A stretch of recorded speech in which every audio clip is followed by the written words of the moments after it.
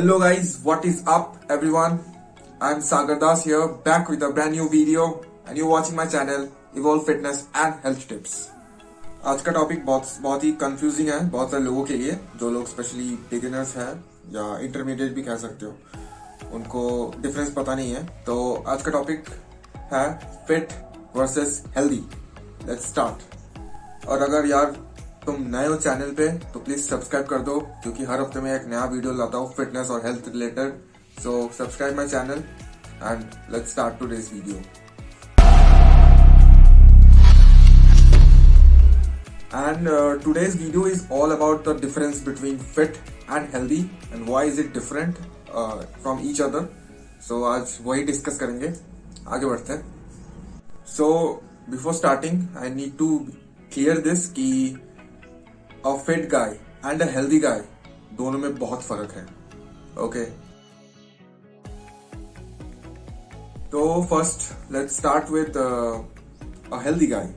A guy who doesn't works out, who eats normally, who doesn't follow any workout routine or diet routine or any nutritional plans, but उसका stress levels normal है, उसका blood pressure levels normal है, blood sugar levels are also normal, कोई chronic pain नहीं है, कोई disease नहीं है, overall body fat percentage is normal and overall health is normal and he has no health issues regarding any cardiac system or any digestive system. Metabolic rate is also normal. So that's a healthy guy. That's called a healthy guy. Okay.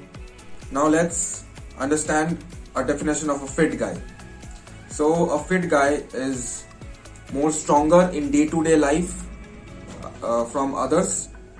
More bone density. Better bone density equals better aging, improved muscle endurance, improved toned body that comes from improved muscle density, improved body, toned body, improved appearance that comes from the toned body, obviously, and overall improved heart health, improved aging.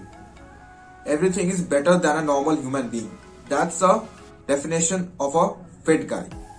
तो अब आपका question हो सकता है कि why we need to be fit, because हम तो healthy है ही, राइट?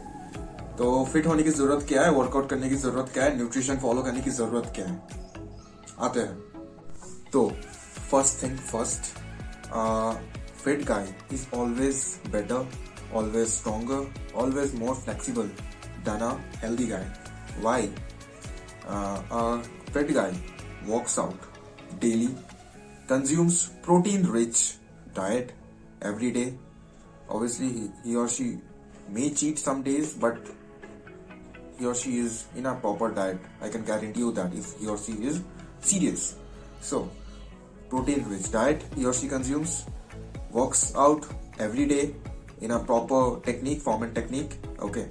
So, imagine करिए कि ऊपर से डेली लाइफ में इमेजिन कीजिए कोई दीवार के ऊपर से 10-12 किलो वजन, कोई सा भी हो सकता है, सूटकेस हो सकता है, कुछ भी हो सकता है, ऊपर से आपको नीचे उतारना है. ठीक है, मूवमेंट ऐसा है. So a fit guy who works out, हो सकता है वो 50-60 केजीज का शोल्डर प्रेस मारता है डेली. शोल्डर प्रेस का मूवमेंट यही है, पुश मूवमेंट ही है. ठीक है. So when a fit guy does that shoulder press in the gym, उसको जब घर में ये काम करना पड़ेगा, ऊपर से नीचे उतारना होगा चीजों को, हो सकता है ना, तो he will feel no difficulty, because उसके बॉडी को उस मूवमेंट की आदत है एंड एक्स्ट्रा वेट लेके आदत है. वो मतलब वो 50 किलो का शोल्डर पे अगर मारता है तो 10-12 किलो का जो सामान है उसको महसूस भी नहीं होगा. On the other hand the healthy guy will feel difficulty. Obviously difficulty होगा ही, क्योंकि उसका बॉडी का कोई मेमोरी नहीं है उस मूवमेंट का, ना ही कोई रेजिस्टेंस मिला है लाइफ में. So his muscles are also week.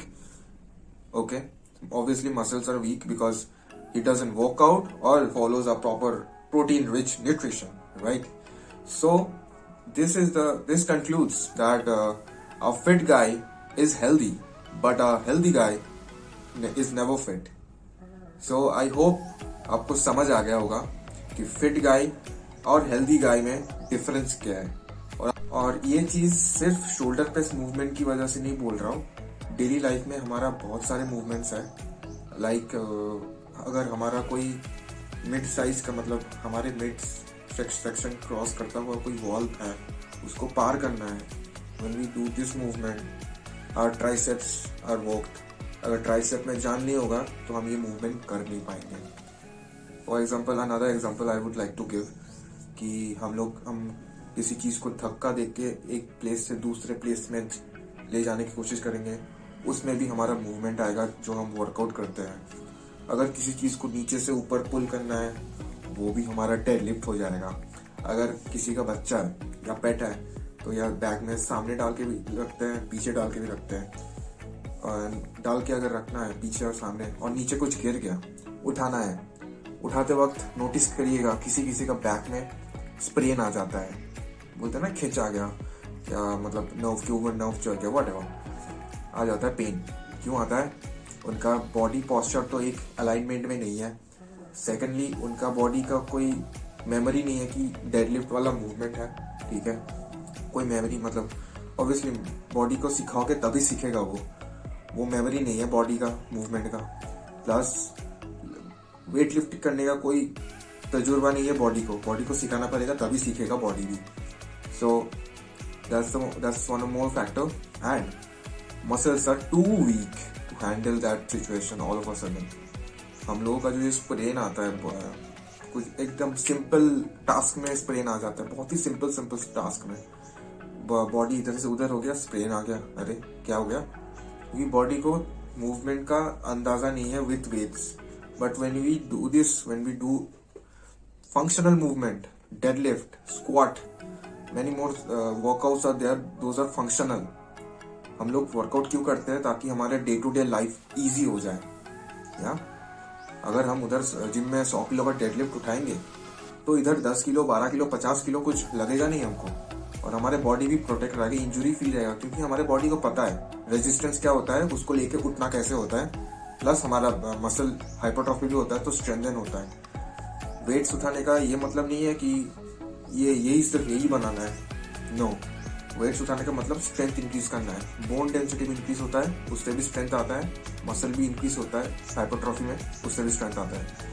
So that concludes that a fit guy is healthy, but a healthy guy is never fit. I hope this myth is clear from your mind. आज का video यही तक था। So I'm ending this video. अगर आपको अच्छा लगा है तो please like this video, share it with your friends, and don't forget to subscribe the video. Evolve, guys.